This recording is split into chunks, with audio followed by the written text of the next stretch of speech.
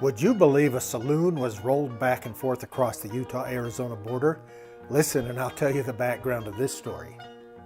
Conflict 1, alcohol.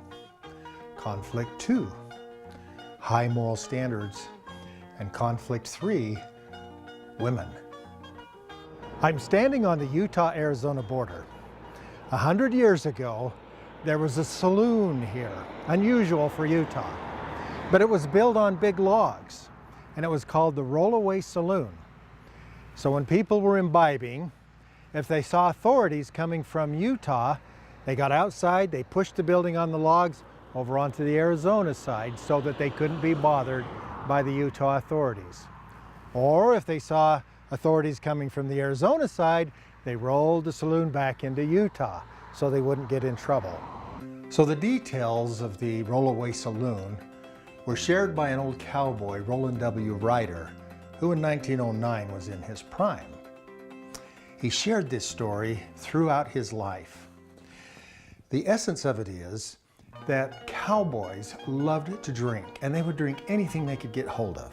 The Rollaway Saloon was built to accommodate the thirsty desires of all the cowboys that lived in that area in northern Arizona and southern Utah. They would drink themselves sometimes to oblivion and would come home, couldn't even get off their horses without falling to the ground. Well, the women were so disgusted with this that a large group of them in Kanab one day went down to burn the Rollaway Saloon. Well, when the proprietor saw them coming, they rolled the saloon over onto the Arizona side. And he said, "You can't touch us. We're in Arizona."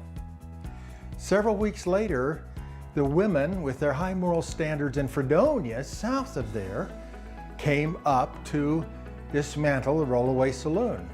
Well, the proprietor saw them coming and had it rolled back.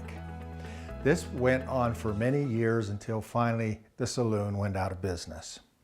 How ironic that 100 years later, after the Rollaway Saloon had been long torn down, we have a sign that says, "Utah, Life Elevated." They were elevated with the spirits long time ago.